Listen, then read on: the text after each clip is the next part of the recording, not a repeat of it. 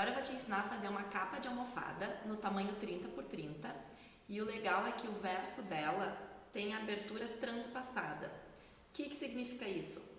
Que ela é como se fosse uma fronha de travesseiro, ou seja, isso é perfeito para quando a gente está começando a costura, porque não exige zíper, nem botão, nem nenhum outro aviamento. Somente com um tecido a gente vai conseguir finalizar ela e deixar a tua casa muito mais estilosa. Vamos aos materiais para a confecção da nossa almofada. Tecido de algodão, tesoura, alfinete, linhas, máquina de costura e também uma fita métrica. Vamos às medidas do nosso tecido.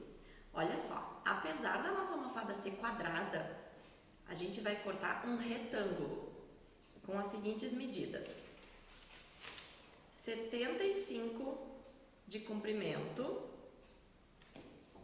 e 32 de altura.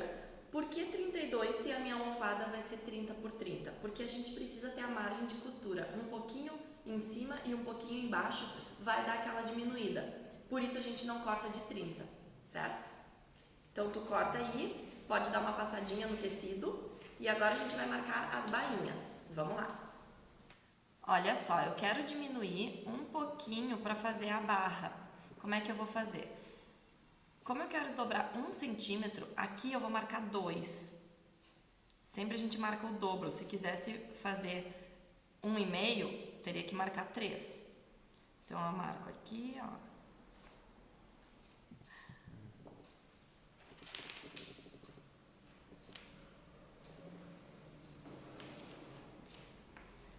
Depois que eu fiz essa linha, é só eu vir de encontro a ela com o meu tecido. E aí eu posso ir colocando alfinete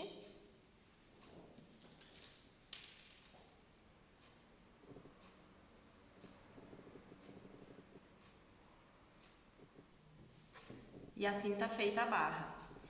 Para ficar mais caprichado, lembra daquele zigue-zague ou da overlock que a gente faz aqui para tirar essa sujeirinha da costura? Então, antes de fazer essa barra, fica bem legal passar o over aqui, ou o zigue-zague se tu não tiver overlock em casa. Outra maneira, se não quiser fazer esse acabamento de zigue-zague nem de overlock, é dobrar mais uma vez. Ó, é assim que faz nas calças jeans. Então, tu pode optar a maneira que tu achar mais legal o acabamento. São 2 jeitos de fazer bainha. Eu vou fazer um de cada para te mostrar. Vou fazer nesta ponta aqui e nessa ponta aqui para tu ver a diferença. Ó, então antes de tudo eu vou passar o zigue-zague aqui. Como é que eu coloco a regulagem do ponto? Isso aqui eu falei no módulo passado, mas vamos recapitular. Bota no máximo do zigue-zague e no comprimento de ponto pode colocar ali no 2, para ele ficar um zigue-zague mais apertadinho, mais próximo um do outro. E vamos lá.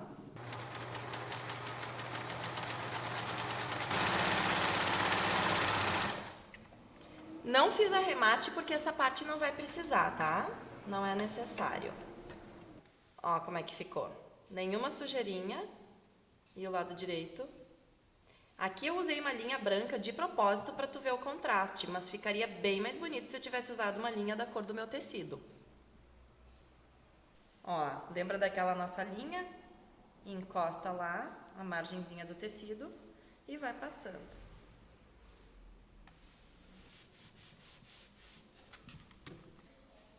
Aí, para segurar bem, ó, nessa extensão, eu vou colocar 3 alfinetes, já é suficiente.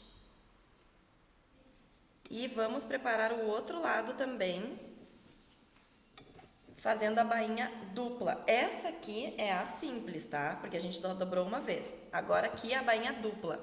Eu não risquei de propósito, porque aqui tem a orelha do tecido e eu vou aproveitar justamente essa marquinha para fazer uma pequena dobra, ó. Mas se tu se sentir mais seguro, pode fazer com o giz.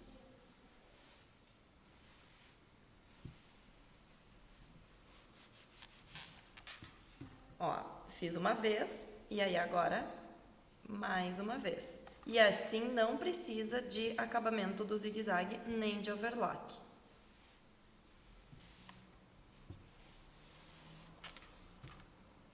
e alfinete de novo.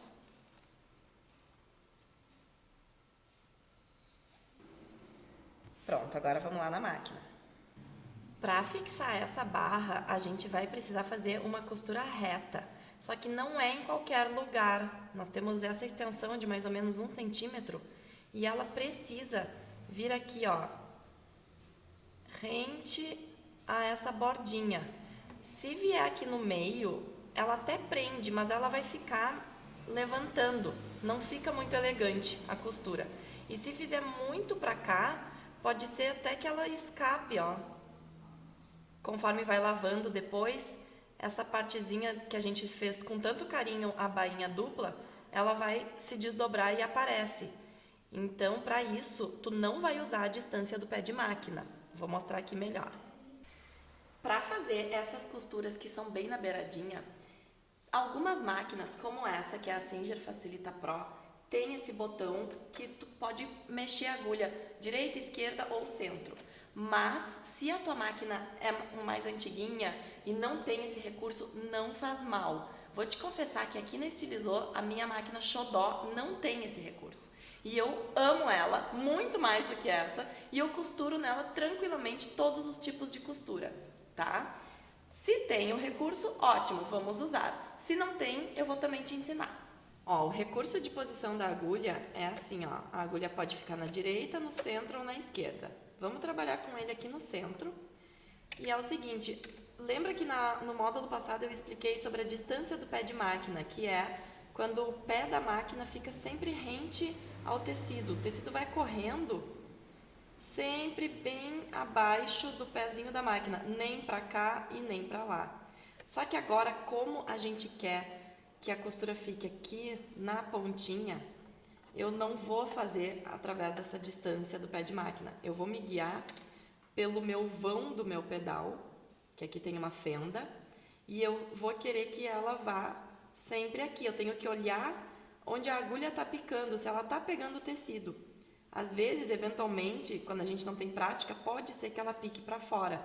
Mas isso vai acontecer e vai ser bom, porque daí tu desmancha e aí vai refazer para aprender. É normal, eu já tive que refazer muitas vezes.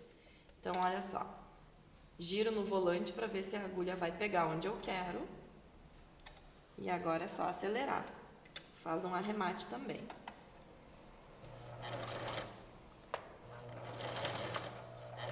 Nesse momento aqui, quando o tecido é muito fino e a gente está muito no início, pode ser que o tecido entre e dê uma embolada.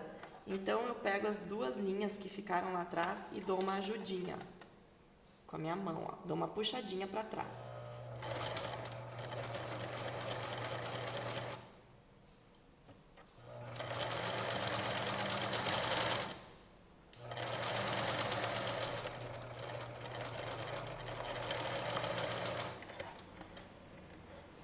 Ó, ficou assim.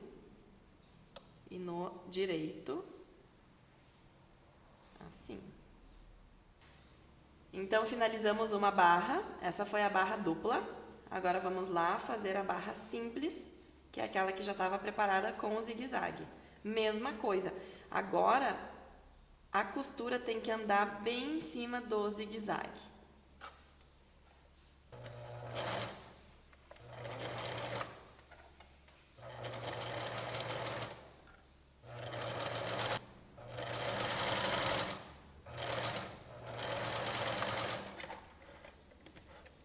Ficou assim, um zigue-zague e uma costura reta bem em cima. E aqui o lado direito. Estamos finalizando a nossa almofada. Agora a gente vai só fazer a montagem e tá pronta. Então, tu tem aí o retângulo com duas barras.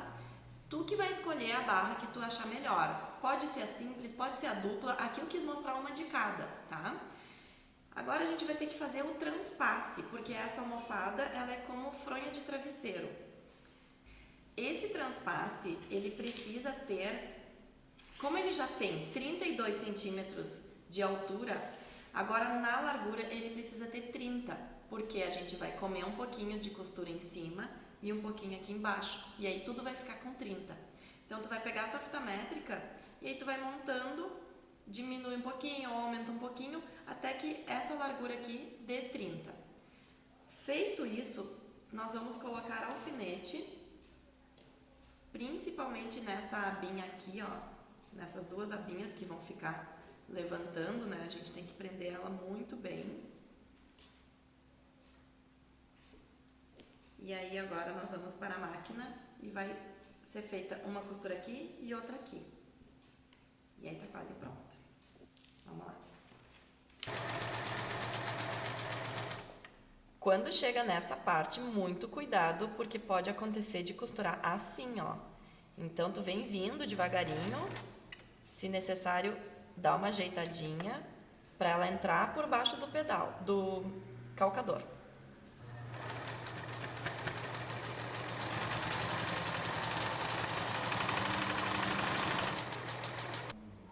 Ó como é que ficou a costura dos dois lados. Para ficar ainda melhor acabado, eu sugiro passar um zigue-zague aqui internamente ou overlock. Eu vou fazer esse lado de zigue-zague e o outro lado de overlock, só para tu ver como é que fica. Lembra de colocar o comprimento do ponto no 2.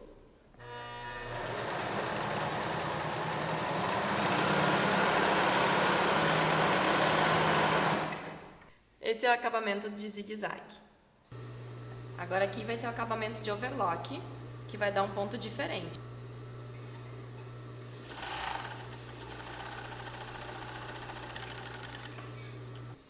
Ó, a diferença, overlock e zigue-zague. Os dois ficam super bem acabados. Ó, vai ficar alguns fiapos nos 4 cantos da almofada. Daí é só cortar. E agora a gente vai desvirar e ela vai nascer. Tantã!